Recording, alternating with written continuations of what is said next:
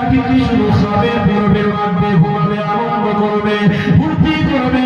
এই জন্য আমি আল্লাহ দুনিয়ার জমিনে তোমাদের পাঠিয়েছি। আমি আল্লাহ পাঠিয়েছি কেন? তওবা করো, তওবা করো।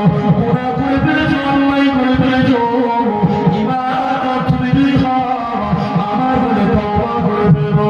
আমি আল্লাহ তওবাকারীদেরকে বড়ই ভালোবাসি, প্রেম করি। আমার হাবিব বলে দিল বাবা সাহাবারা, যাদের ভিতরে বেশি তওবা থাকবে আল্লাহর সাথে অবশ্যই তার দিদার হবে।